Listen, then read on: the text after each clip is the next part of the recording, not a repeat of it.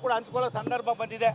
ದೇಶಕ್ಕೆ ಇತಿಹಾಸ ಇದೆ, ಈ ದೇಶಕ್ಕೆ ಇನ್ನು ಮುಂದಿನ ದಿನಗಳಲ್ಲಿ ಭವಿಷ್ಯ ಇದೆ ಅನ್ನೋದನ್ನು ರಾಷ್ಟ್ರದ ಪ್ರಧಾನಮಂತ್ರಿಗಳು ತಮ್ಮ ದೂರದೃಷ್ಟಿಯ ಚಿಂತನೆ ಮುಖೇನ ರಾಷ್ಟ್ರದ ಸೈನಿಕರಿಗೆ 3 ವಿಧದ ಹಂತದ ನಮ್ಮ ಸೈನಿಕ ಮುಖ್ಯಸ್ಥರಿಗೆ ತಮ್ಮದೇ ಆದಂಥ ಒಂದು ಅವರನ್ನು ಯಾವ ರೀತಿ ತೀರ್ಮಾನ ಮಾಡ್ಬೋದು, ತಮ್ಮ ಅನುಭವವನ್ನು ಹಂಚ್ಕೊಳ್ಬೇಕು ಅನ್ನುವ ಪೂರ್ತಿ ಅಧಿಕಾರವನ್ನು ಕೊಟ್ಟ ಮೇಲೆ ಕೇವಲ 27 ನಿಮಿಷದಲ್ಲಿ ಯಾವ ಉಗ್ರಗಾಮಿಗಳಿಂದ ನಮ್ಮ 26 ಜನ ಸತ್ತಿದ್ರೋ ಅಂತ 106 ಜನ ಉಗ್ರಗಾಮಿಗಳನ್ನು ಹತ್ಯೆ ಮಾಡೋದ್ರ ಜೊತೆಯಲ್ಲಿ ಪಾಕಿಸ್ತಾನಕ್ಕೆ ಒಂದು ಸಣ್ಣ ಎಚ್ಚರಿಕೆಯನ್ನು ಕೂಡ ಕೊಟ್ಟಿದ್ದಾರೆ.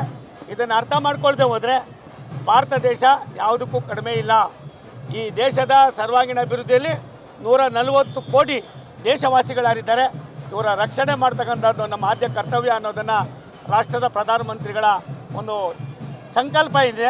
ಈ ಸಂಕಲ್ಪಕ್ಕೆ ಅನುಗುಣವಾಗಿ ಇವತ್ತು ನಮ್ಮ ಸೈನಿಕರು ಕೆಲಸ ಮಾಡಿದ್ದಾರೆ. ನಾನು ಅದಕ್ಕೆ ಸೈನಿಕರಿಗೆ ರಾಷ್ಟ್ರದ ಎಲ್ಲ 140 ಕೋಟಿ ದೇಶವಾಸಿಗಳ ಪರವಾಗಿ ಧನ್ಯವಾದಗಳನ್ನು, ಅಭಿನಂದನೆಯನ್ನು, ಹೃತ್ಪೂರ್ವಕ ನಮನಗಳನ್ನು ಸಲ್ಲಿಸಿ ಅವರಿಗೆ ಒಂದು ಸಲ್ಯೂಟನ್ನು ಕೂಡ ಮಾಡ್ತಕ್ಕಂಥ ಕೆಲಸವನ್ನು ಮಾಡ್ತಾಯಿದ್ದೀವಿ. ತುಮಕೂರಿನಲ್ಲಿ ಒಂದು ರೀತಿ ಹಬ್ಬದೋಪಾದಿಯಲ್ಲಿ ಇದಕ್ಕೆ ಯಾವುದೇ ಪಕ್ಷ ಇಲ್ಲ, ಪಾರ್ಟಿ ಇಲ್ಲ, ಮತ್ತೊಂದಿಲ್ಲ. ಎಲ್ಲ ಯುವಕರು ಎಲ್ಲ ಶಾಲಾ ಕಾಲೇಜುಗಳಿಂದ ಹಿಡಿದು ಬೇರೆ ಬೇರೆ ಕೇಡರ್ನ ಅಧಿಕಾರಿಗಳಿಂದ ಹಿಡಿದು ಸಂಘ ಸಂಸ್ಥೆಗಳಿಂದ ಹಿಡಿದು ಬುದ್ಧಿಜೀವಿಗಳಿಂದ ಹಿಡಿದು ವಿವಿಧ ಹಂತದ ಪ್ರತಿಯೊಬ್ಬರು ಕೂಡ ಈ ಒಂದು ಯಾತ್ರೆಯಲ್ಲಿ ಪಾಲ್ಗೊಂಡಿದ್ದಾರೆ. ಇದೇ ಈ ದೇಶದ ವಿಶೇಷತೆ. ಇದೇ ಮೋದಿಯವರು ಈ ದೇಶಕ್ಕೆ 10 ವರ್ಷದಲ್ಲಿ ಕೊಟ್ಟಿರ್ತಕ್ಕಂಥ ಕೊಡುಗೆ.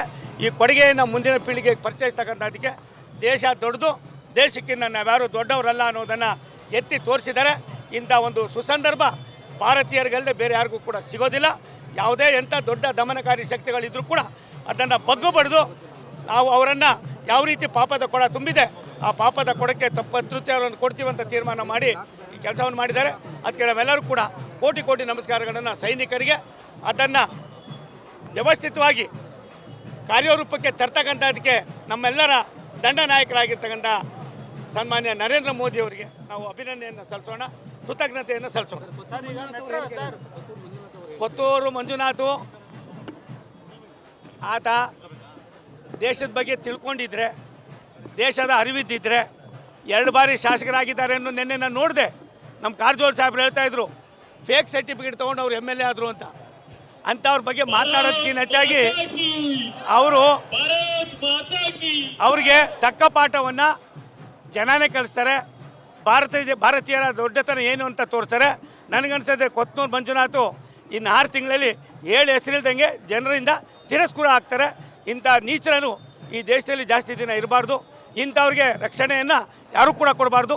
ಆದ್ದರಿಂದ ಇದು ಒಂದು ತುಂಬ ಅಸಹ್ಯವಾದ, ಅಹಿತಕರವಾದ ಸಂದರ್ಭವನ್ನು ಕೊತ್ತೂರು ಮಂಜುನಾಥ್ ಮಾಡಿದ್ದಾರೆ. ಇದು ಅವರಿಗೆ ಶೋಭೆ ತರೋದಲ್ಲ. ಕಾಂಗ್ರೆಸ್ನವ್ರು ಕ್ರಮ ತಗೊಂಡ್ರೆ ಅವ್ರಿಗೆ ಒಳ್ಳೆಯದು, ನಮಗೇನು ಒಳ್ಳೆಯದಲ್ಲ. ಇಲ್ಲಾಂದರೆ ಜನ ಎಲ್ಲ ಥರದ ಕ್ರಮವನ್ನು ತೆಗೆದುಕೋತಾರೆ ಮುಂದಿನ ದಿನಗಳು.